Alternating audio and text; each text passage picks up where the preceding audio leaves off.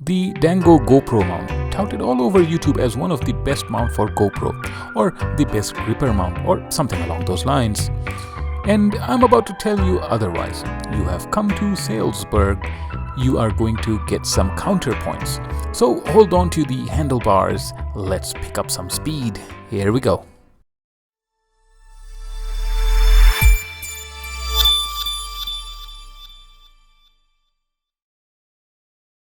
Let's start with the unpacking. The mount comes with this wrist wrap. The reason for it escapes me. The grip is not supposed to fall off.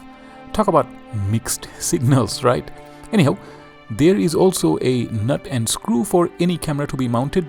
Well, that is simple enough. So far so good.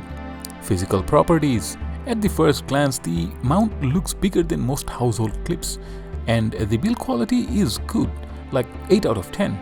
Both jaws has these pyramid-shaped teeth that should assist in latching on. The upper jaw is rubberized, and I have pulled on it.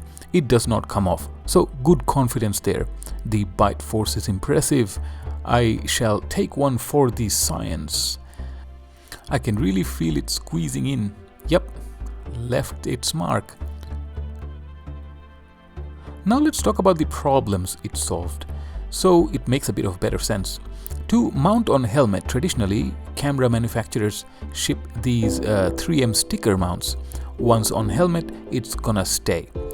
It's tried and tested, but I don't want to do that on this good-looking helmet. One common solution is to use this strap mount.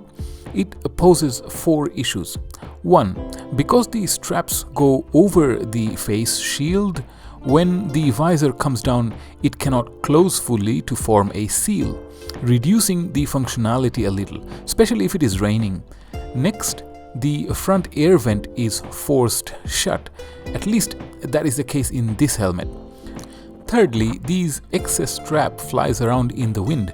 I've tried to secure it, but unless I use a safety pin, there isn't a good mechanism to stop that from happening. Safety pin in front of my face? Yeah, no. Lastly, this mount is not compatible with all kinds of helmets. Next, I'll quickly touch upon 2 other kinds of mount. A wrist mount, a complete safety hazard while riding a motorcycle, chest strap. These possibly are the best $10 you will spend. It has trade-offs, sure, but a fantastic thing, and I'll explain why in another video. And this brings me to the Dango mount. All we have to do is clip it in like a clothes peg, but with a lot of strength. Luckily, it does not block the air vent. Yay! The grip is satisfactory.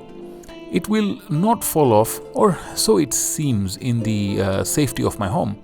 The only thing that is a compromise at this point is that the helmet has a chin curtain, and that cannot be pulled in. That's it. While riding, I feel no difference. Next thing is, at the back of the helmet, it fits in perfectly.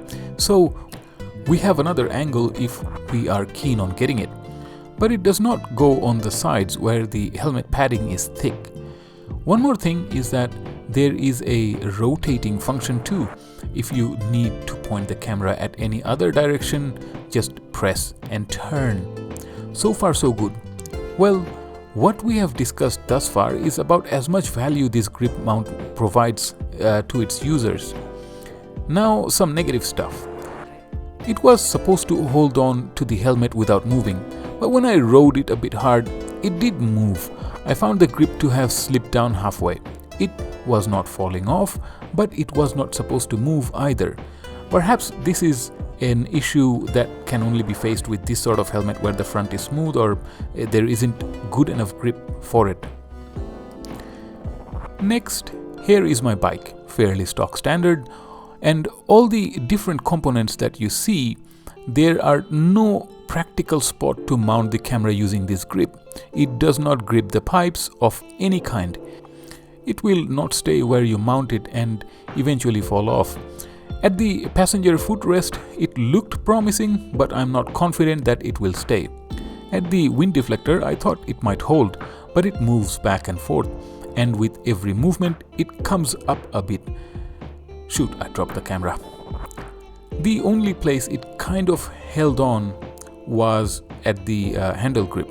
I mean, come on. Not that they advertised that it can be mounted anywhere other than the helmet. Or do they? The language on the Dango website is seriously ambiguous. Make what you will of that.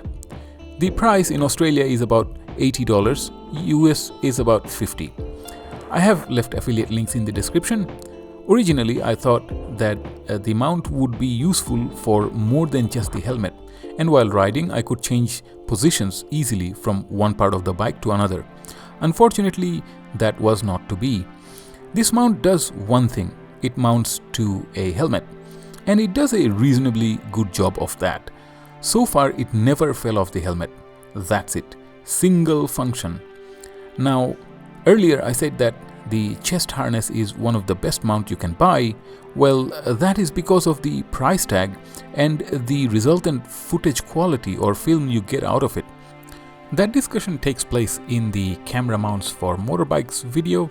As far as Dango being the best action camera mount, those are not my sentiments. Although I agree, it is a good gripper mount for the helmet.